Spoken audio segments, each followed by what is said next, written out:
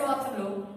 तो बच्चों last video में हमने देखा था कि रिफ्रैक्टिव इंडेक्स क्या होता है, क्या उसका फॉर्मूला था, किस तरीके से हम रिफ्रैक्टिव इंडेक्स को रिप्रेजेंट करते हैं for one medium to another medium. जब एक लाइट जा रही होती है तो उस केस में उसकी स्पीड में बहुत ज्यादा डिफ्लेक्शन आ जाता है, वो अपने पाथ को चेंज कर जाती है, जिसकी वजह से वहां एक रिफ्रैक्टिव इंडेक्स की प्रॉपर्टी को हमें पढ़ना होता है। तो आज की इस वीडियो में हम यही देखेंगे कि रिफ्रैक्टिव इंडेक्स के न्यूमेरिकल्स किस तरीके से एग्जामिनेशन में पूछे जाते हैं, या क्या उनका लेवल हो सकता है, क्या वो मेथड जो हमें कैलकुलेट करना है रिफ्रैक्टिव इंडेक्स, क्या उसके लिए वो मेथड हम यूज करेंगे, या स्पीड ऑफ लाइट हमें जब निकालनी होगी by using a refractive index तो उसके लिए कौन सा फॉर्मूला हमें यूज करना है। तो चलिए आज की इस वीडियो को शुरू करते हैं और देखते हैं कि रिफ्रैक्टिव इंडेक्स के लिए किस तरीके से हमें कन्वर्जन करने आनी चाहिए।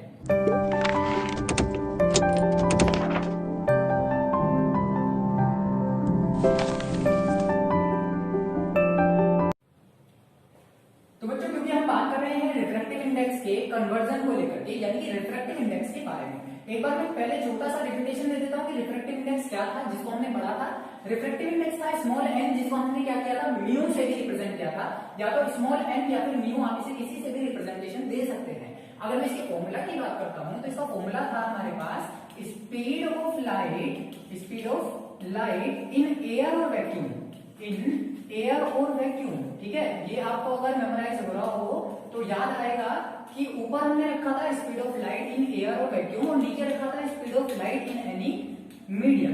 किसी भी मीडियम में स्पीड ऑफ लाइट नीचे हमें कैलकुलेट करनी पड़ सकती है। तो जब हमारे पास ऊपर की तरफ या तो एयर हो या फिर वैक्यूम हो तो ऐसे रिफ्रैक्टिव इंडेक्स को नाम देते हैं एब्सोल्यूट। क्या नाम देते हैं बच्चे?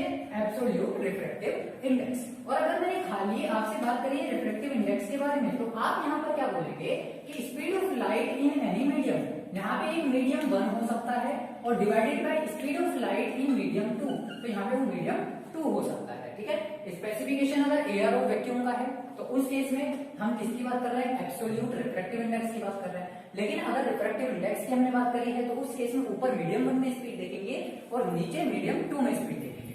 तो ये दो फॉर्मूला हम लोग आज यूज करने वाले हैं। इन फॉर्मूला के बेसिस पर ही हम थोड़ी सी कन्वर्जन को भी पढ़ेंगे। जैसे कि मैं सबसे पहले टाइप का न्यूमेरिकल आपके सामने ले, तो क्योंकि न्यूमेरिकल की हम बात कर रहे हैं तो न्यूमेरिकल किस टाइप से आ सकता है? देखिए, ये first type of the numerical है आपके लोगों के सामने कि हमें क्या बोल दिया कि refractive index of diamond is 2.42, then calculate the speed of light in diamond. अब आप लोगों के मन में क्वेश्चन आया होगा कि speed of light in diamond तो हम निकाल लेंगे, लेकिन इस फॉर्मूले के लिए मुझे एयर या वैक्यूम में स्पीड ऑफ लाइट चाहिए होगी। तो ऐसे केसेस में आप लोगों को याद रखना है कि एयर या वैक्यूम में जो स्पीड ऑफ लाइट होती है 3 × 10⁸ मीटर पर सेकेंड। ठीक है, हम लोग इस फॉर्मूले को हमेशा याद रखेंगे, इस डिजिट को हमेशा याद रखेंगे। ठीक है, ये जो स्पीड ऑफ लाइट है ये हमेशा आप लोगों को अंडरस्टूड होनी चाहिए। तो सॉल्यूशन क्या रहता है? बहुत सिंपल सी चीजें। देखो, रिफ्रैक्टिव इंडेक्स का फॉर्मूला यूज करेंगे। लाइट कैसे जा रही है? हमेशा देखो, ये मेरे पास कोई डायमंड है, मान लीजिए, आप क्या कह रहे हो? डायमंड तो ऐसा नहीं होता, ऐसा होता है। मैंने आपसे एज्यूम करने के लिए बोला, चलो मैं डायमंड बना देता हूँ और बताओ, ये मेरे पास क्या आ गया? डायमंड। ठीक है, ये इस तरीके से कुछ डायमंड की शेप है। इस डायमंड में लाइट क्या होगी? एंटर करेगी, कहां से? एयर में से, और बाहर निकलेगी फिर वापस वो एयर। बहुत बड़ा फिनोमेना है इसका, उसको हम आगे की वीडियोस में कवर करेंगे। लेकिन फिलहाल हमें ये समझना है कि रिफ्रैक्टिव इंडेक्स जो है वो कैसे आने वाला है? Speed of light in air और vacuum divided by in any medium. Medium क्या है? यहाँ पे डायमंड है, तो इसका मतलब एयर से लाइट आएगी, किसमें जाएगी? डायमंड में जाएगी। तो फॉर्मूला क्या गया? Speed of light in air और वैक्यूम, ठीक है, divide by speed of light in diamond. तो ये हो गया है कि लाइट कहां जा रही है? डायमंड में जा रही है, कहां से? एयर में से। तो हमें डायमंड का रिफ्रैक्टिव इंडेक्स मालूम है विद रिस्पेक्ट टू एयर, जो कि वैल्यू गिवन है 2.42। अभी क्या करेंगे? स्पीड ऑफ लाइट, एयर की जो स्पीड है जो हमें मालूम है 3 × 10⁸ मीटर पर सेकंड को ऊपर रखेंगे, डिवाइड कर देंगे speed of light in diamond से। किससे डिवाइड करना बच्चे? Speed of light in diamond से हम डिवाइड करने वाले हैं। तो डायमंड को मैं एब्रिविएशन यूज कर रहा हूँ D। ठीक है, आप लोग समझ जाइएगा। अब करना क्या? हमें स्पीड निकालनी है। तो एग्जैक्टली जो आपके मन में आया कि स्पीड ऊपर चली जाएगी 2.42, नीचे आ जाएगा। तो यहाँ पर ये आ गई है speed in diamond equals to, ये था 3 × 10⁸ मीटर पर सेकेंड, डिवाइड करेंगे 2.42 से। तो आप लोग क्या करने वाले हैं? अब यहाँ से बस इसको डिवाइड करेंगे और डिवाइड करके ही आपको क्या मिल जाएगी? Speed of light in diamond मिल जाएगी। तो देखिए, ये ना बिल्कुल बेसिक लेवल का न्यूमेरिकल है, आपको करना कुछ नहीं है। आपको क्या दिया हुआ है? रिफ्रैक्टिव इंडेक्स की वैल्यू दे रखी है, आपसे कह रहे हैं उसी ही मीडियम में स्पीड ऑफ लाइट निकालनी है जिस मीडियम का रिफ्रैक्टिव इंडेक्स मालूम है। ठीक है। और ये चीज मैंने आप लोगों को बता दिया है कि speed of light in air और वैक्यूम आपको अंडरस्टूड रहनी चाहिए, क्योंकि न्यूमेरिकल्स में पॉसिबिलिटी है कि वो दे दे इसको, और हो सकता है कि आपको ना भी मिले, जैसे कि इस क्वेश्चन में नहीं मिलेगी। फटाफट से आप स्क्रीनशॉट दीजिए, अगला क्वेश्चन देखते हैं।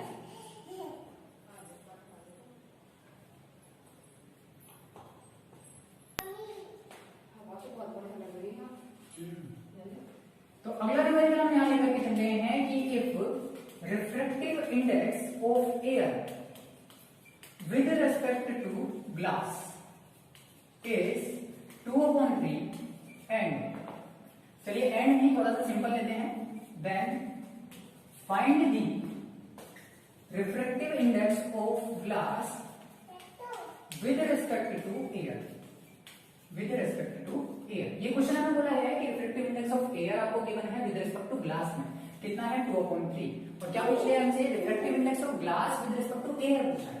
तो देखो यहाँ पर एक कन्वर्जन हमसे पूछा है, मैंने आप लोगों को बताया था कि रिफ्लेक्टिव इंडेक्स को कैसे लिखा जाता है, एन से रिप्रेजेंट करते हैं।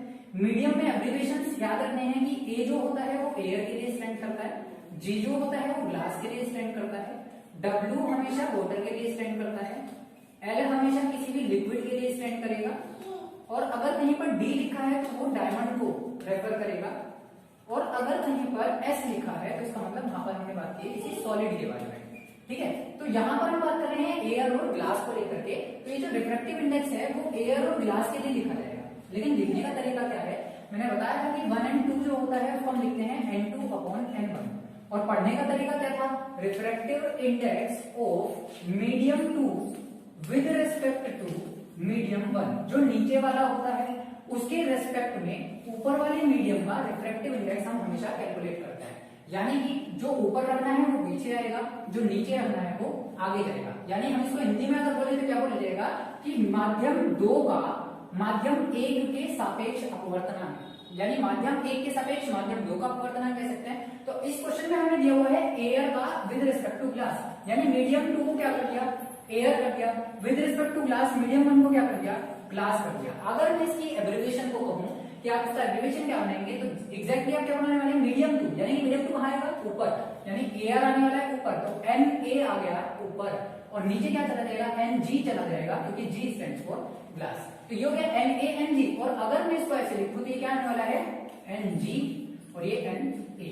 ठीक है, a n g is the correct abbreviation for the representation of refractive index of medium 2 with respect to medium 1, यानी कि refractive index of air with respect to glass.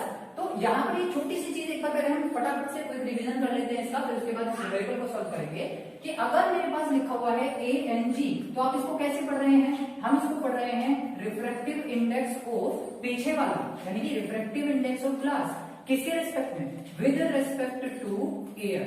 ठीक है, अगर मैं लिख देता हूं W N A, W N A का क्या मीनिंग हो जाएगा, यहां हो जाएगा refractive index of air with respect to water.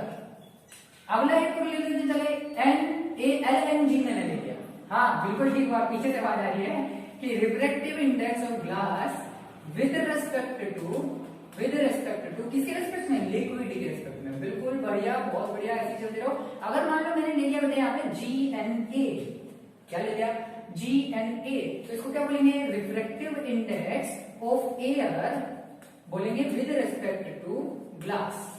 ठीक है, तो पढ़ने का तरीका तो ये है, अगर आपको स्टेटमेंट दी हुई है तो आप उसको मैथमेटिकली सिंबॉलिक फॉर्म में ऐसे लिखेंगे, अगर सिंबल्स दिए हुए हैं तो उसको स्टेटमेंट में ऐसे हम कन्वर्ट करेंगे, यानी कि विद रिस्पेक्ट जो होने वाला है वो हमेशा आगे वाला मीडियम होगा, जिसके लिए रिफ्रैक्टिव इंडेक्स निकाला जाएगा वो हमेशा पीछे वाला मीडियम होगा। तो अभी यहाँ पर ये एब्रिविएशंस आप लोग याद रख लीजिए फटाफट से, और इस चीज के लिए या तो मैं आपको अपनी जहां भी आप न्यूमेरिकल करते हैं, जो भी आपकी न्यूमेरिकल की कॉपी है वहां पर इन सब चीजों को नोट कर लीजिए। आप देखना यहाँ से हम छोटा सा एक कन्वर्जन करेंगे, देखो ए एन जी जो है वो जी एन ए का उल्टा है, क्या है, ए एन जी जो है वो जी एन ए का उल्टा है। तो अभी हम इन्हीं के बारे में बात करेंगे कि किस तरीके से हम रेसिप्रोकल कर सकते हैं मीडियम्स का, जिसकी वजह से रिफ्रैक्टिव इंडेक्स चेंज हो जाता है। आप स्क्रीनशॉट लीजिए, फिर हम देखते हैं।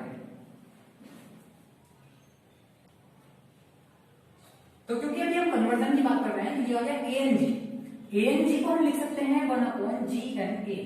मैंने लिखा जी एन डब्ल्यू, तो मैं इसको लिख सकता हूँ 1/WNG। मैंने लिखा एल एन ए, तो मैं इसको लिख सकता हूँ 1/ANL। अब आप कहेंगे सर ये क्या कर रहे हो, तो बेटा आप लोग एक चीज का ध्यान रखेंगे, इसका मतलब क्या है, इसका मतलब है एनजी अपॉन एन ए। ठीक है, हम क्या कर सकते हैं, इसको इस फॉर्म में लिख सकते हैं। ऊपर कहाँ है, कौन सा आएगा, जो पीछे है, नीचे कौन जाएगा, जो आगे है। अगर मैं इसको लिखूं, अब यहाँ पे देखो जी एन ए को वापस से मैं क्या लिख सकता हूँ, जी एन ए क्या आएगा, एन ए अपॉन एन जी।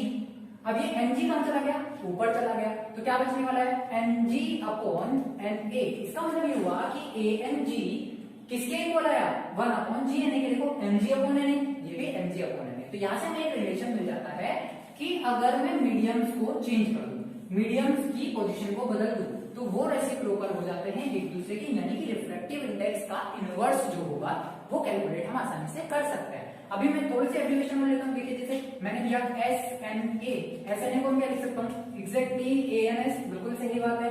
अगर मैं लेता हूं जी एन एस, तो मैं इसको लिख सकता हूं एस एन जी। ठीक है, अगर मैं ले लेता हूं एयर के रिस्पेक्ट में सॉलिड को, तो ऐसे में लिख देना ए एन, चलो ए एन जी दिया कहीं पर, ए एन जी आ गया, ए एन डब्ल्यू ले लेते हैं, तो ए एन डब्ल्यू को लिख सकते हैं डब्ल्यू एन ए। तो ये बेटा सब फॉर्मूलाज हैं, इन फॉर्मूलाज के बेसिस पर हम क्या करते हैं, न्यूमेरिकल्स को सॉल्व करते हैं। अब इसी फॉर्मूले का यूज मैं यहाँ करने वाला हूँ, कैसे करूंगा, देखो चुटकियों में सवाल हो जाएगा। यहाँ पर जो गिवन है उसको लिखेंगे, क्या गिवन है, with air with respect to glass given है, यानी कि विद रिस्पेक्ट टू ग्लास, इस तरीके से ये लिखा हुआ है।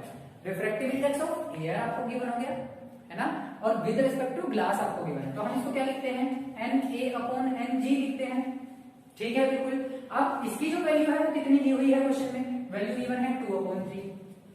मुझे निकालना क्या है वो देखेंगे, रिफ्रैक्टिव इंडेक्स ऑफ ग्लास निकालना है मुझे, तो एन जी मुझे निकालना है, किसके रिस्पेक्ट में, एयर के रिस्पेक्ट में।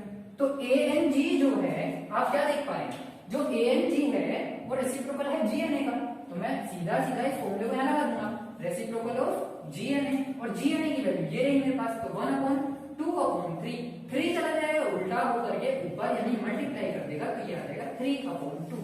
तो ये ए एन जी का आपके पास आ गया करेक्ट आंसर। इस फॉर्मूला को हमने यूज किया, कौन से फॉर्मूला को, इन्वर्जन फॉर्मूला को, केवल इसका रेसिप्रोकल किया है और हमारे पास क्या गया, आंसर आ गया। आप इसका स्क्रीनशॉट लीजिए, अब देखिए आगे के न्यूमेरिकल्स में हम इनको किस तरीके से यूज करते हैं। ये आपका सेकंड टाइप ऑफ न्यूमेरिकल है, ठीक है। यहाँ पे सीधा क्या रखा है, आपको एक मीडियम का रिफ्रैक्टिव इंडेक्स दिया हुआ है, आपने क्या करना है, दोनों मीडियम को आपस में चेंज करना है, इंटर कन्वर्जन करना है, तो उसका रिफ्रैक्टिव इंडेक्स ऐसे कैलकुलेट कर सकते हैं। फटाफट स्क्रीनशॉट ले लीजिए।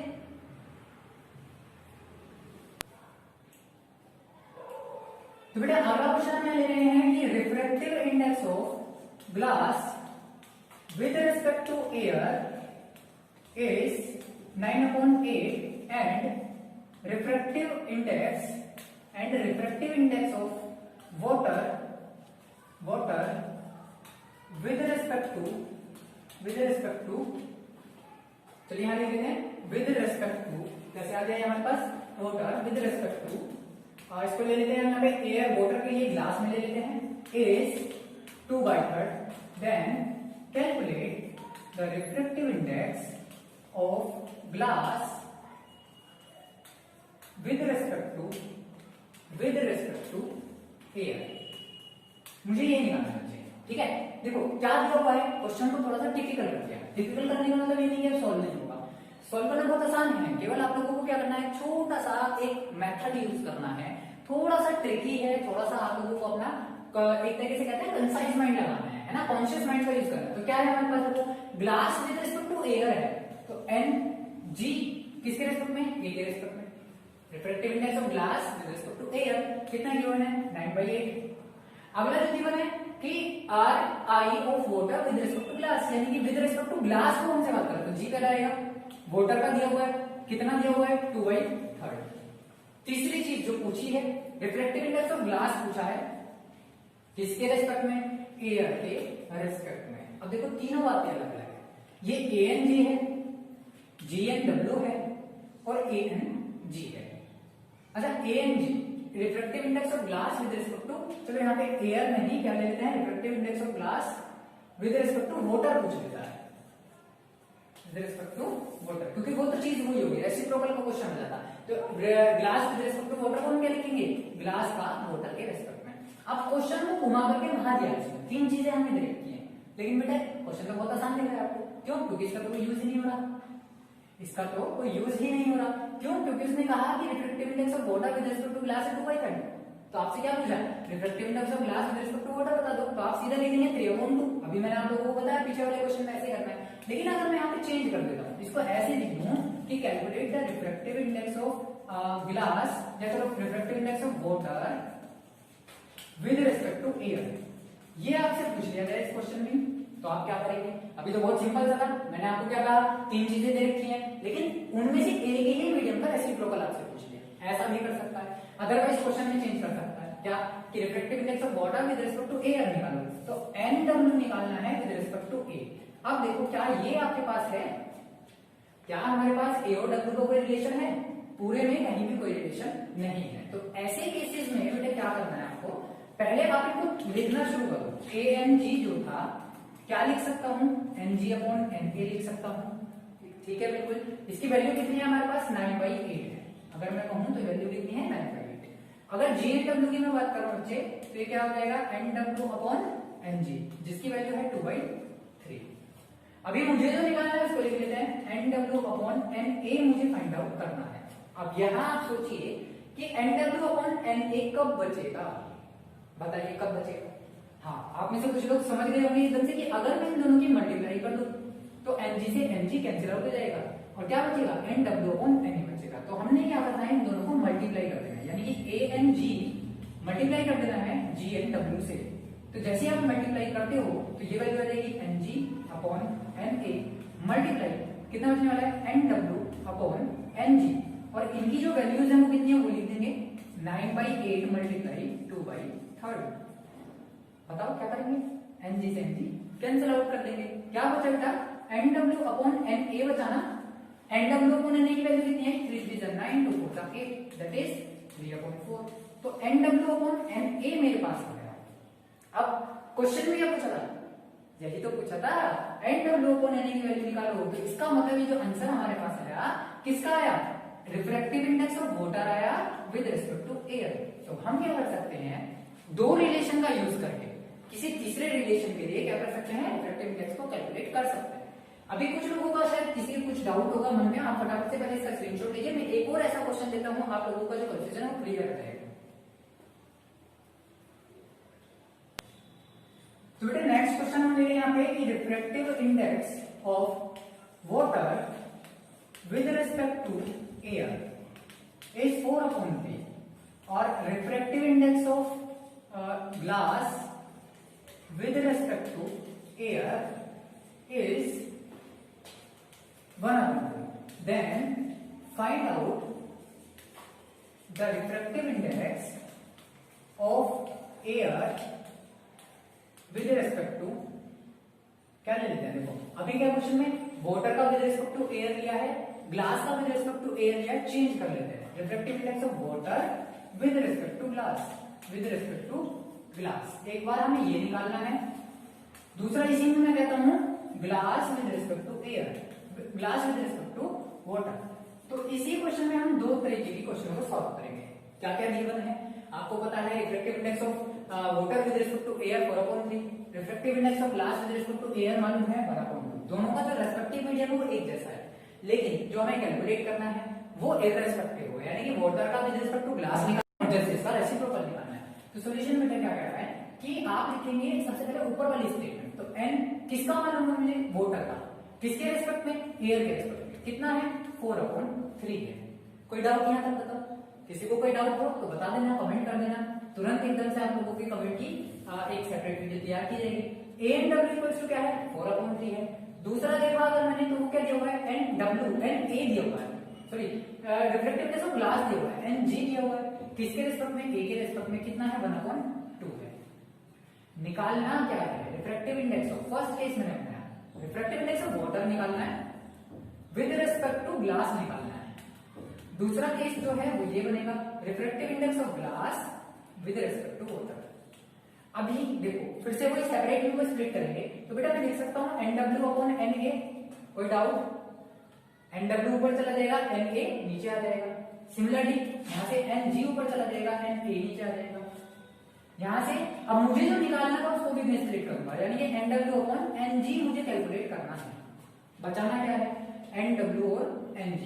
कहां से बचेगा, यहां से बचेगा, लेकिन कब बचेगा, अभी अगर मैं इन दोनों की मल्टीप्लाई कर देता हूँ तो Na का स्क्वायर हो जाएगा, RnW Ng मल्टीप्लाई होगी। तो इसका मतलब इस वाले केस में हमें क्या करना पड़ेगा, उसे डिवाइड करना पड़ेगा। डिवाइड किससे किसको करेंगे, जिसको ऊपर लाना है वो ऊपर ही रहना चाहिए, यानी कि मुझे सोल्यूशन करने के लिए AnW को डिवाइड करना होगा Ang से। यहां तक क्लियर हो गया। देखो आपको क्या करना है, सोचने का काम करना है। मैंने आपको क्या बताया कि आपको जिस चीज की रिक्वायरमेंट है वो चीज आपको बनानी है बाय एनी मेथड, चाहे आप उसमें मल्टीप्लिकेशन करिए चाहे आप उसमें डिवाइडेशन करिए। एडिशन और सब्ट्रैक्शन नहीं होंगे यहाँ पे, ठीक है। मन में अगर आ रहा हो कि आप एडिशन और सब्ट्रैक्शन कर सकते हैं तो वो पॉसिबल नहीं है। तो आप डिवाइड करिए AnW को, तो मैं लिख सकता हूँ AnW अपॉन Ang। AnW को मैंने क्या लिखा, NW अपॉन Na, और Ng को इसको क्या लिखूंगा, Ng अपॉन Na। तो Na से Na बेटा हो गया कैंसिल। आपके सामने क्या बच रहा है बताओ, यहां से बच रहा है NW अपॉन Ng, ठीक है। ये वही रिक्वायर्ड चीजें जो हमें चाहिए। दूसरी चीज, अब इनकी वैल्यूज अप्लाई कर दीजिए। ऊपर क्या है NW अपॉन Na, इसकी वैल्यू कितनी थी 4 अपॉन 3। नीचे क्या आया Ng अपॉन Na, इसकी वैल्यू कितनी थी 1 अपॉन 2। आप इसको ऊपर भेजेंगे, इसको यहाँ भेजेंगे, तो आंसर आपके पास होगा 8 अपॉन 3, जो कि किसका आंसर आया है, ये आया है NW अपॉन Ng का।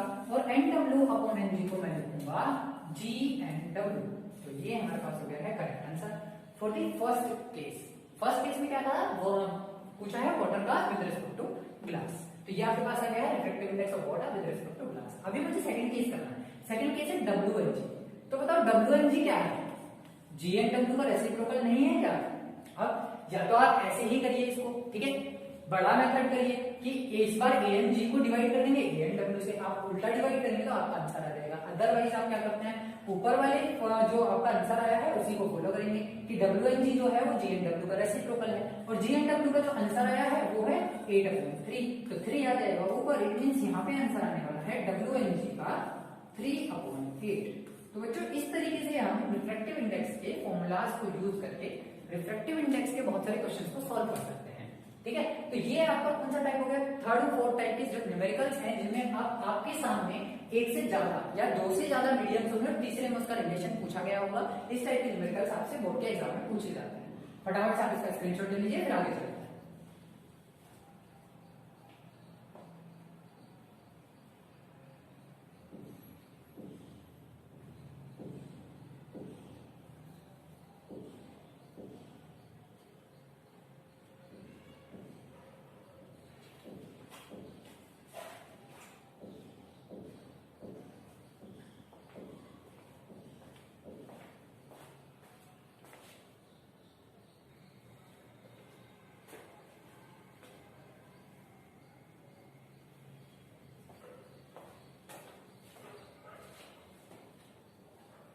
तो बेटा इसमें लास्ट जो चीज आ जाती है, आप लोगों को एक बात याद रखनी है कि रिफ्रैक्टिव इंडेक्स डिपेंड्स ऑन, दो बातें हैं जिन पर ये डिपेंड करता है।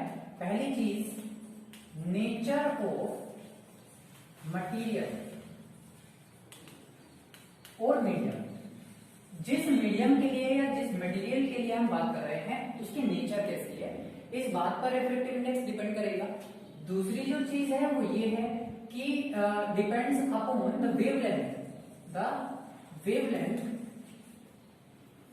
Wavelength of the light.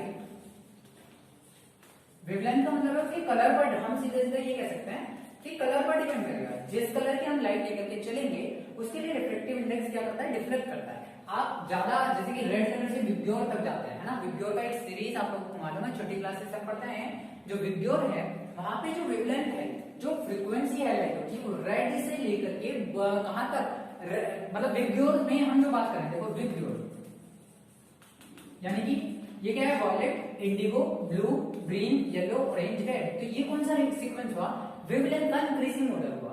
तो जब इंक्रीजिंग ऑर्डर होता है तो रिफ्रैक्टिव इंडेक्स जो होगा वो किस तरीके से डिपेंड करेगा, वो चीजें आप लोगों को ध्यान रखनी है कि कभी भी किसी भी मीडियम का रिफ्रैक्टिव इंडेक्स दो बातों पर डिपेंड कर रहा है। या तो पहली चीज है वो मीडियम कैसा है, यानी वो मटेरियल कैसा है जिसके अंदर से लाइट पास कराई गई है। दूसरी चीज इस बात पर भी डिपेंड करेगा कि किस कलर की लाइट पास कराई गई है, किस कलर की लाइट के लिए रिफ्रैक्टिव इंडेक्स पॉजिटिव होगा या फिर नेगेटिव होगा, मतलब बढ़ेगा या घटेगा। तो ये था आपका रिफ्रैक्टिव इंडेक्स का कॉन्सेप्ट। आज की इस वीडियो में केवल इतना ही। जिसमें कि हमने डिस्कस किया है रिफ्रैक्टिव इंडेक्स के कुछ न्यूमेरिकल्स को। नेक्स्ट वीडियो में हम बात करेंगे थोड़ा सा लेंस का टॉपिक, अब यहाँ से स्टार्ट हो जाएगा आपका कि लेंस क्या होते हैं, कितने टाइप के होते हैं और उसके न्यूमेरिकल किस तरीके से हमें सॉल्व आउट करने हैं। जैसे कि हमने मिरर के लिए रे डायग्राम बनाए थे, कुछ पोजीशंस के लिए, स्पेसिफिक पोजीशन के लिए रे डायग्राम यहाँ पर लेंस के लिए भी हमें बनाने होंगे और वो बोर्ड के एग्जाम के पॉइंट ऑफ व्यू से वो भी इंपॉर्टेंट है। तो चलिए आज के इस वीडियो में केवल इतना ही, मिलते हैं नेक्स्ट वीडियो में नेक्स्ट टॉपिक के साथ। तब तक के लिए आप लोग पढ़ते रहिए, बढ़ते रहिए।